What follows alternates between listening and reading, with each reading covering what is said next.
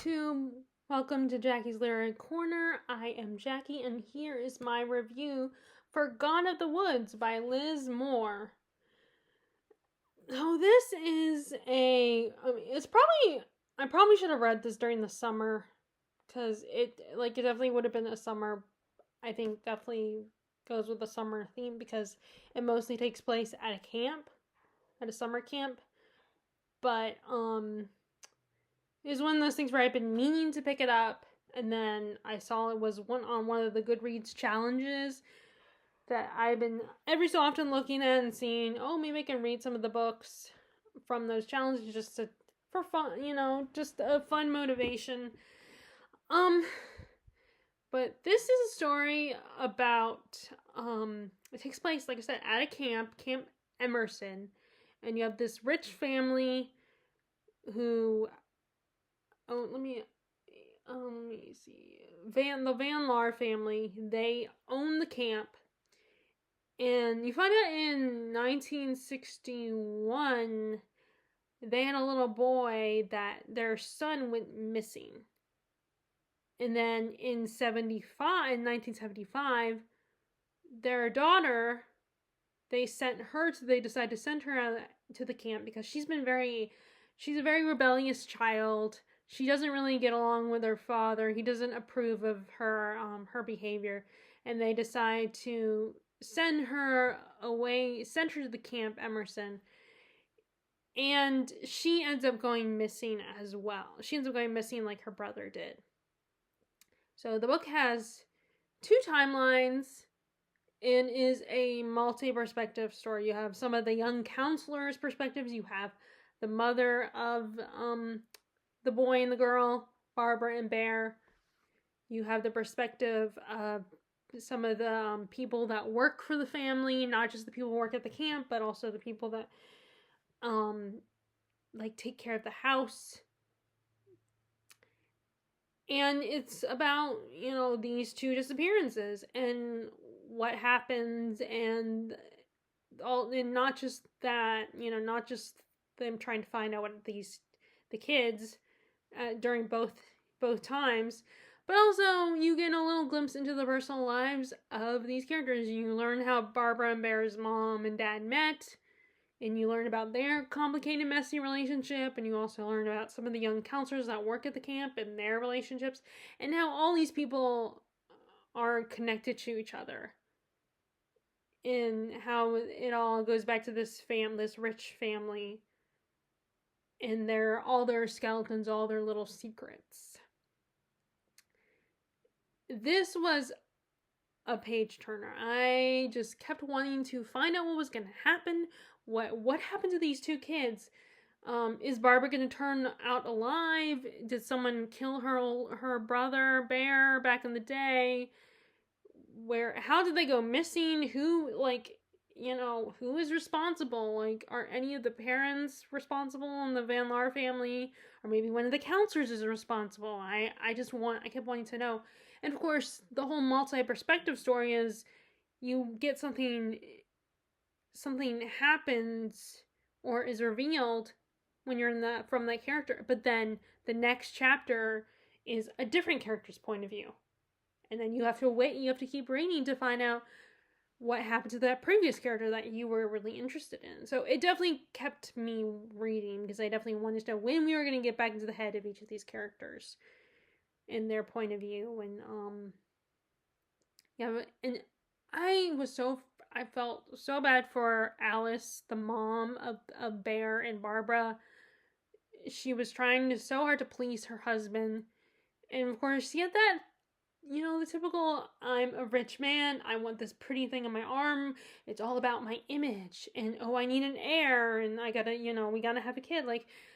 They lose Bear, they don't find Bear, and then, he's immediately ready to jump in bed with his wife and make another baby. And that really frustrated me. I could not stand Peter the Third, because it's one that, rich people, they are always, you have the first and the second and then the third, and then there's the reason why their son's name was Bear is because he was Peter the Fourth, but they decided to call him Bear. And I think they described his features as kind of looking like a bear. Not like, it's not like he had fur or anything, but, he was like probably, had a rounder head but, and so I was often very, like, pissed. I wanted to punch Peter the Third in the face. And then there was, like, also Peter the Second, his father, which is just, of course, every time, which, by the way, a little side note, every time I thought of they would have Peter the Third on the page, they had his name and everything, I would always think of the Are You Afraid of the Dark episode, The Tale of the Captured Souls, because that was the name of the antagonist. He was Peter Carlin the Third or something like that. But also Peter the Second, Alice's husband's father, Alice's father-in-law, I did not like him too either. I did not like him either. And you find out at some point that his grandson does not like his grandfather. He's a little afraid of the old man. And of course you realize that the women that marry into this family become very submissive to their husbands, and which and it was very interesting to see the contrast between Alice and her sister, and how she easily is able to keep up with the family and really blend in a lot more, and socialize with them. But then they also get very judgy of her, because she's like, you have this, she's very open and honest about her feelings, is not afraid to talk, and meanwhile Alice she's not as intelligent as her husband. Like, he'll make all these references, like he makes a reference to the Odyssey at one point, kind of mocking her, and he knows that she wouldn't understand the reference. Like, she's not as educated as he is, even though I'm pretty sure even though I do think she came from a wealthy family too, but not as wealthy as the Van Laars. And that annoyed me. And then I thought, do I sometimes do that with people in my life? Because I read a lot, so, and I love classics, so I wonder sometimes I make references, because I kind of like, I love the idea of, like, making references and jokes like that with people that understand it, although it can, but then, of course, when someone doesn't understand it, it does get awkward, and I'm not all smug about it, I'm just, like, it's like, annoyed that, oh, you don't get the reference, dang it, so I can't share the joke with you. Not in a how dare you not get the reference, like Peter is responding. It's also very sad because you find out that in the beginning of their marriage, like, he kind of laughed off when she didn't know things, or she, like, misspoke, or was, did things wrong in the eyes of the rich people. He was kind of laughing off, but then after a while, once they were married, he kind of got annoyed with her mistakes and got so frustrated. Just thinking, what do you want from her? She doesn't grow up in your little world, and she is not familiar. You need to still try to be a little more, still continue to be understanding and patient with her, and not just get pissed off when she doesn't get it, when she makes a faux pas in front of your friends and family. Like, I could not stand him. And I so badly wanted her to get out of that marriage. Like, eventually walk away or ask for a divorce or something. But yeah, so reading Alice's sections were so heartbreaking and frustrating for me to read about, because I just wanted her so badly to divorce Peter and or like stand up for herself. But of course that was not going to happen, because she's a submissive person. She struggles to stand up for herself, and she's all about being obedient, being a good little wife, and doing what her husband's, and taking the whole obey seriously. And then we also have the camp counselor stuff, these young 20-somethings. And another character that also pissed me off, he was a little younger, was one of the counselors, was the son of the Van Laar's lawyer. So, of course, he was part of that rich people circle. And he was dating one of the counselors, Louisa or I think it is Louisa. Um, and of course she's insecure enough as it is because you find out she has a really hard life. Her mom, I don't know, I can't remember, she was an alcoholic or something, but she had to kind of Louisa or Louise had to kind of raise her younger brother, and she was always worried about him, making sure he doesn't get involved with the wrong people and get to drugs. She's always trying to protect him and make sure they have money and food and clothes and everything. And so she's dating this guy and everything. I think it's Paul is his first name, the lawyer's son, and is trying John Paul. That's right. His name is John Paul, and she's trying so hard to please him, but she's getting frustrated because he's ignoring her. He won't bring her up to meet his family and she's already insecure about that because she knows she doesn't live up to their standards. And that was a very complicated situation because on the one hand, what she does do something that I don't think morally was right of her to do. But then at the same time, you can't blame her for making this bad choice. It's kind of understandable at such a young age and then feeling neglected by your boyfriend, especially because you find out he's also an abusive jerk.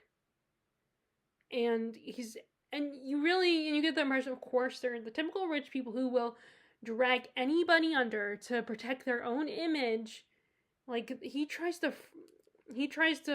frame Louise, him and his little girlfriend. Actually, he has a girl on the side who is also a counselor, who plays the innocent coquette type figure. She's very naive but really you find out that she's not as innocent as she seems, which makes Louise does. You find out what Louise almost half-heartedly did, not as kind of like, so you did this and you were all mad at her, but guess what? You were doing the same thing behind her back, he was again another character that just pissed me off, and I wanted justice. I want him to get his just desserts. I wanted that whole family by the end of the book to get taken down. Unfortunately, Alice would probably be dragged down too, but she couldn't. I don't know if she could have ever gotten out of it. Anyway, so let's get to the we don't really get to know Bear. I mean, we do a little bit. We see that he's very sweet, he's very loving, and he's very close with his mom. And that's another thing that bugged me, is that Peter did not let her nurture her baby, feed him and clothe him and hold him. He was always like, "Oh, we'll hire a nanny." Like, he didn't even let her make that choice for herself. She wanted to be like an active mom, which that's what you expect, because that's what babies need. They need their mother. They need that nurturing of their mothers. And he was like, "Oh no, we got a nanny. You don't need to do this," or what, And he even got actively mad or annoyed with her whenever she would hear her son crying in the middle of the night, crying out for her, actually saying "mom," and he was like, "No, we hired the nanny. Let her take care." He would get mad at her for getting up in the middle of the night to attend to him. And of course, the nanny's just doing her job that she was hired for. So she doesn't know how to respond. She's like, "But this is my job. I'm getting paid for this." And I kind of felt bad because she was kind of caught in the middle between the Peter and Alice. And I don't think she meant, she was just doing her job. This is the job she was hired to do. But a lot of people got caught in the middle of this family drama. A lot of innocent people who were just doing their job, and they got dragged into this and got blamed for things that this family was like, "Oh, we can't get blamed," or "Oh, we gotta protect ourselves." And it pissed me off how they would drag so many people into this mess and, put the blame on other people. I mean, there's another character that you find out later also gets put the blame on what happens to Bear and his disappearance and everything, and his possibly being dead. An innocent bystander gets blamed because, he probably should have revealed there was a little information that he probably should have revealed, the fact, that he knew like, he hesitated to give this information that he was the last person who saw Bear because it would make him look bad. It would make it look like he committed the crime. So he thought he had good intentions, but then when they did find out, I guess he got accused. And no one ever revealed that he wasn't responsible. That he didn't do anything. We also, there were all these great characters. There was TJ was really cool. I liked Louise. And also that Barbara was actually kind of a fun character. I mean, she's kind of one of those characters that, like, sometimes I got annoyed by her bad attitude and everything, and how overly mature she was, even though she was like 13. I think she was supposed to be 13. But she's a moody teenager that got neglected by both her mom and dad, because Alice at that point was just out of it, and her dad was, of course, an ass, and all he cared about is, when his kids represented him. So she grew to be a very rebellious child. So I felt sympathetic for her and her understand why she acted out, why she was like this angry little girl and just tried to grow up too fast. And no one really there was only TJ who really understood her. And was her only friend. But then later on in the show, she does meet another girl that is close to her age, that is very shy, who had come to the camp the year that she did, and they really connect. And I think there's even as close to feelings that 12 to 13-year-olds can have between each other. I think there was a little bit of a crush kind of feeling between them. Between Alice and this other girl, who's also, she was another perspective we got. We got to be in her head as well. And oh my god, I just want to give that girl a hug. I felt so bad for her. And I think I could, I saw myself a little bit in her. Being the shy and just not knowing how to fit in, not knowing how to be part of a group, an already existing group. That struggle, I definitely can relate to that. And feeling very shy and awkward and wanting to impress someone and, wanting to look cool in front of them. And now, I don't know if I ever, would say things, pretend something when it wasn't true just to impress them. And, I mean, although I don't remember if this character ever really did that, ever, lied about herself just to seem cool to Barbara. Which, by the way, I agree with that, with the name. When Peter is like, oh, I want to name her Barbara, I also was like, I mean, no, if your name is Barbara, I'm sorry. No offense, you seem like a great person if your name is Barbara, but I just never really liked that name, Barbara. So I kind of agree with Alice about the name. It just was not my preference. But anyway, but like I said, the setting and the atmosphere of this, it feels very summery because you're at a summer camp, so you're outdoors, and there's one part when they have to learn how to survive on their own, so the counselors will go with them, but they won't be involved. They'll just, if there's ever an emergency or something, they'll be there. But they go on a camping trip, and they have to kind of figure out things on their own.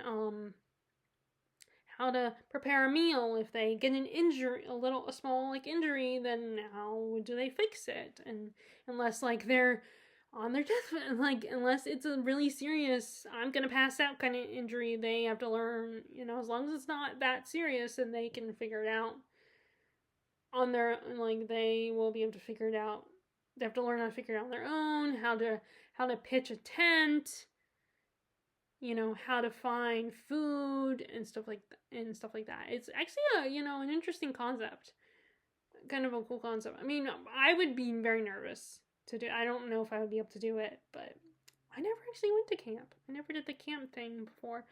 I've been camping with my family, but I've never gone away to camp. I mean, the closest I've come to it is my class going to my elementary school. You either did this you either went to a farm. One of the schools would go to this farm, and the other school would go to this like preserve place, and where they had birds and I can't remember what other animals. A nature preserve where it was kind of partly a camp type of thing. So we would stay the night you would stay the night in the cabin, and it was just overnight. It wasn't for a long period. It wasn't like a week or anything. It was just an overnight trip, like basically a field trip, and that's probably the closest I come to something like this, going to a camp like this. And then I did do one thing that it was a camp, but it wasn't really, because you weren't camping. You were just, we would meet up. So it was more like a club, a reading club I did at one of the libraries. And I wish I had done it again, because I remember really enjoying it when I went. I guess I just never pursued it further and never like brought up that I wanted to do it again.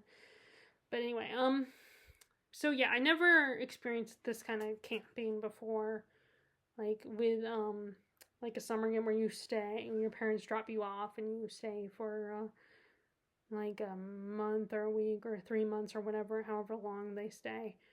I guess it's the whole summer, probably. But anyway, which is why I kind of like reading those kinds of stories. I would like to read more, and I would actually like to read more of them. But anyway, back to this. And so it was a very summer atmosphere. And I also, like I said, I liked that it was multi-perspective. You get, it was, and also, that about rich people. Those are always fun. Like I think that's what champagne, what in the Taylor Swift song she means champagne problems. Where it's the rich people problems that aren't that are silly, but the silly problems only rich people worry about. I could be wrong, but I assume that's what it is. What they mean by champagne problems. And I did wonder briefly if it was gonna be, because of the title and everything, and so my mom even thought that when I showed her this is what the book I bought at the time, she was going by the title, she was thinking there was gonna be some supernatural thing going on. But nope. I mean, either way, I still enjoyed it. I mean, it would have been cool if they had a supernatural thing going on, like kind of like a Goosebumps episode. But nope. It was just a mystery that takes place at a summer camp.